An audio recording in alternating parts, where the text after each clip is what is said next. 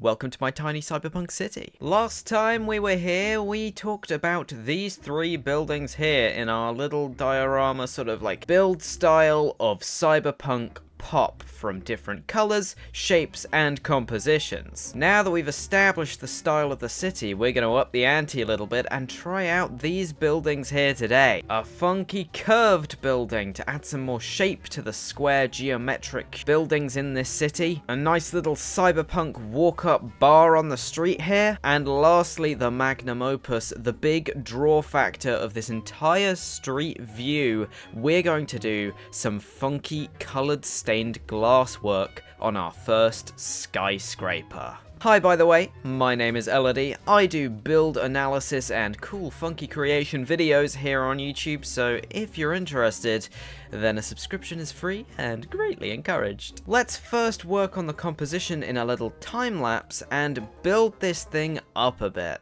I started by looking on Pinterest for some reference images, and I found some great arching building designs by Taco Squad, using this great ribbed pattern to make sort of floors or tiers to the buildings separate of one another. Alright, we have got this general composition laid out. I really like this sort of ribbed pattern going up, and I think it does curve your eye towards the center of the street here, whilst opening up this area to this back alley here that I will be doing in a future episode. But if we head on down to this level, we can see here what the intricate detailing we want. Specifically, I want a contrast between these orange and these yellow materials, and have these green ones be a window of sorts, and replicate the sort of poles on the reference image that we saw. I do want to mix it up from the reference images in terms of the palette, however, and that's what we're going to experiment with now. The reference images used stone and contrast that with little bits of color. I want to do the exact opposite and take a step back and see, look at all these vibrant buildings. We gotta continue that theme. Both of these two buildings I really want to do some fun stained glass work in,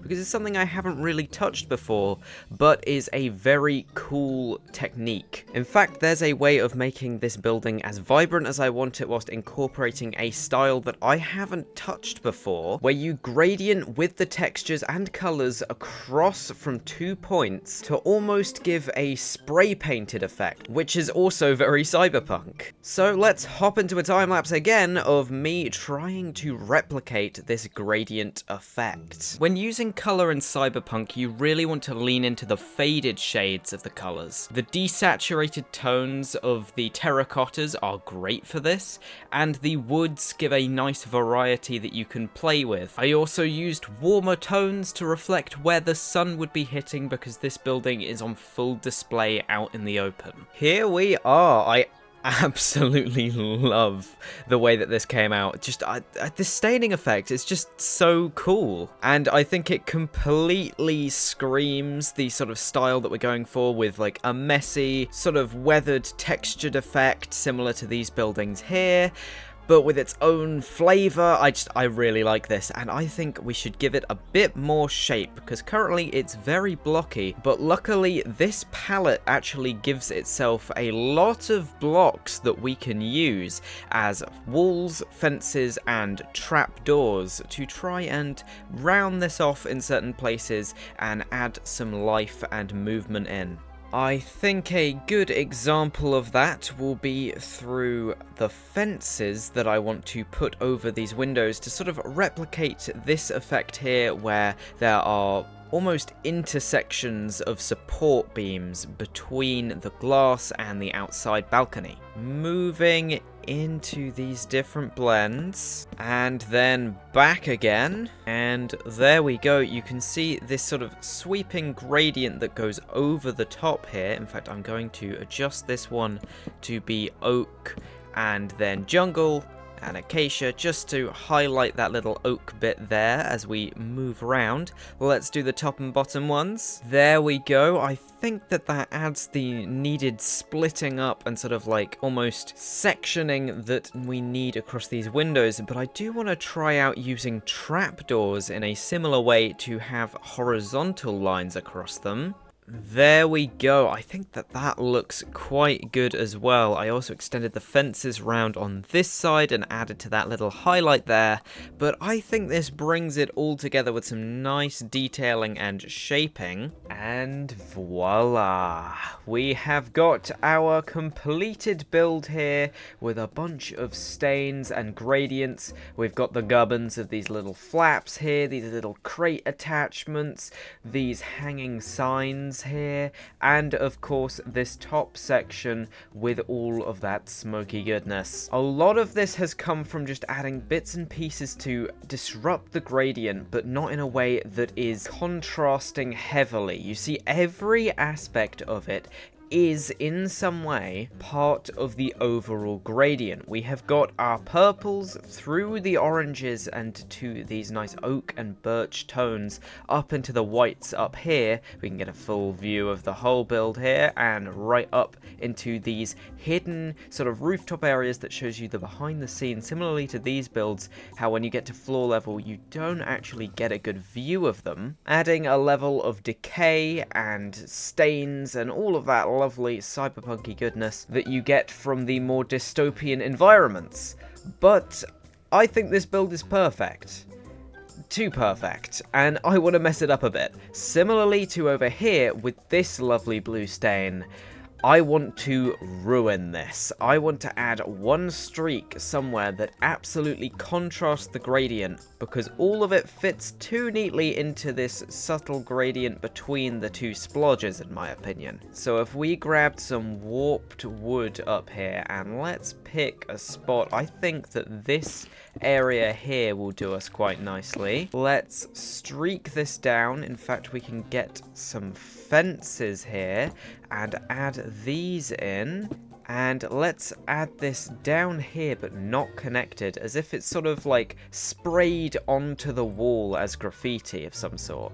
And let's make sure that the lightest blocks are where the light would be hitting. And I think it needs a little bit down here just to add to that. We don't want it to just be one area. We want to show that it's some sort of pattern that is present across the entirety of the build. So I think that little bit down there gives us enough. And maybe a little spot on the back here. There we go. I think that that breaks it up enough and adds to this sort of almost disrespect shown in the colors, that there is this pattern and it is being disrupted.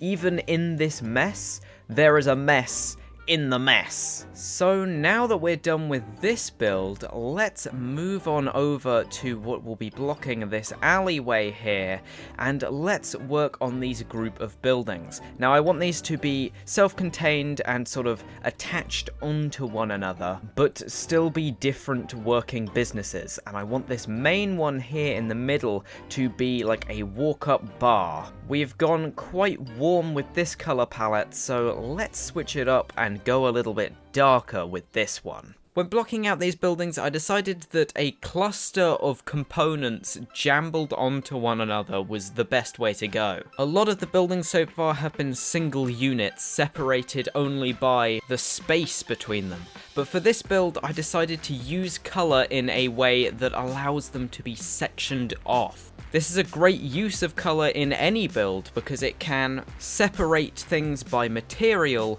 and by contrasting one another between cold and warm. Similarly, the sculk then breaks this up with darker tones so that the vibrancy isn't carried across to the other side of the building.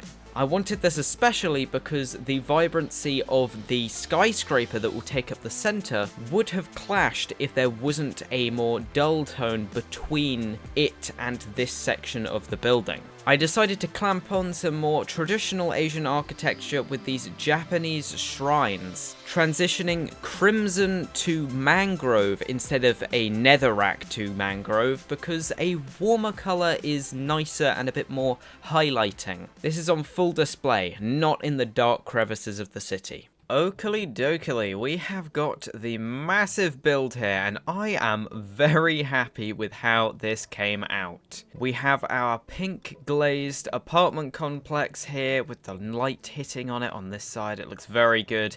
I absolutely love the use of the arrows, sort of as like mini graffiti. You never get a use out of this block. It's terrible in every situation, apart from this apparently. I've also hidden a cute heart on the side, put some wires and cabling down to sort of connect up these two areas, and then we move on over to this skulk area as a sushi joint that we will be building now. But before we do that, we have got this more traditional architecture up here. Now, I made use of the smithing tables here for this roof tiling, as well as the respawn anchor, something that I would never think to use, but in this situation for a tiled roof actually works quite well, where the light hits it and you can see the distinct difference. I did really try and emphasize that with the mix between crimson and mangrove and also the acacia here, that when the light hits it from up this way, it really changes color. That hue shift, I think, adds some much needed vibrancy to this top section as it lifts over the top of these rooftops and sort of reminds you of the Asian architecture that we're trying to go for here. Okay, so how are we going to tackle this? I have got some banners here that we're going to throw in as well, but we want to do a streetside bar with some stools and sort of a raised counter with a bunch of knickknacks behind. I think overall using some copper will look good because this is a very like kitchen tile sort of block, and as this is meant to be a bar, I think it will fit in nicely with the aesthetic. And I can actually put down some hanging signs and use paintings here to sort of advertise the food of whatever this... It's a salad, okay? It's a lovely salad. Sadly, there isn't a name to credit on this specific stool technique, but I think that this looks pretty darn cool. There we go. I absolutely love this place. I think that it looks real good with all of the junk pouring out and just... oh, it just feels really lived in. And the colors contrast each other so nicely between the different styles, really separating the apartment complex, the restaurant, and this upper section. And the warmth of the purples instead of using a dark red, I just think that this really pops. Right over to the skyscraper here that we're going to build with some funny glasswork.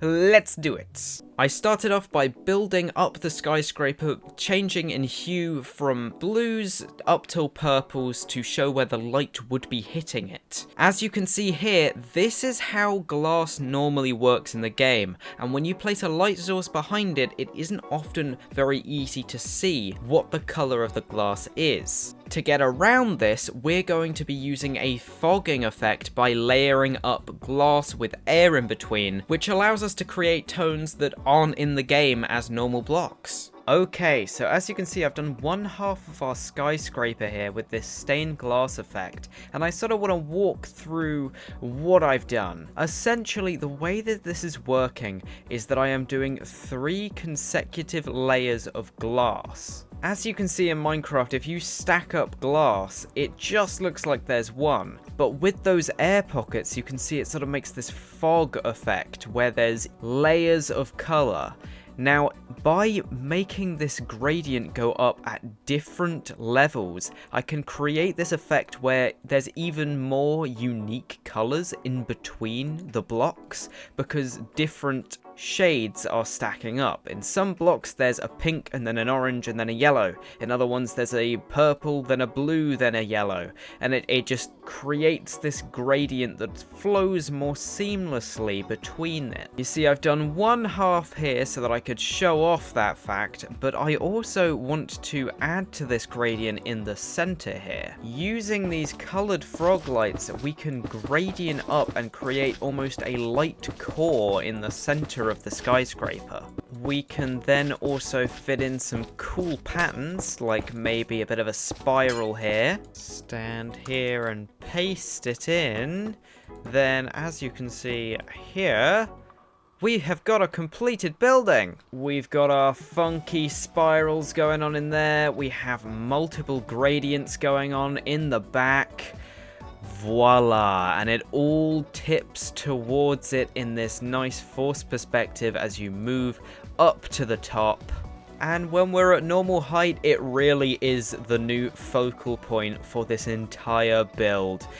I think that looks incredibly popping. I love that. It's definitely a lot more futuristic than necessarily cyberpunk, but oh my goodness is it cyber, and oh my goodness is it cool and colourful. And I think the effect is going to be much better when these side areas are filled up, namely with this one, which we're actually going to do next time, where we work on some vehicles around the place, because I want this to be a nice parking bay. But that is for next time. If you have enjoyed, then please subscribe, that would be greatly appreciated, and click this video here if you want to see the first part where I talk about the gubbins and the composition of these 3 buildings here.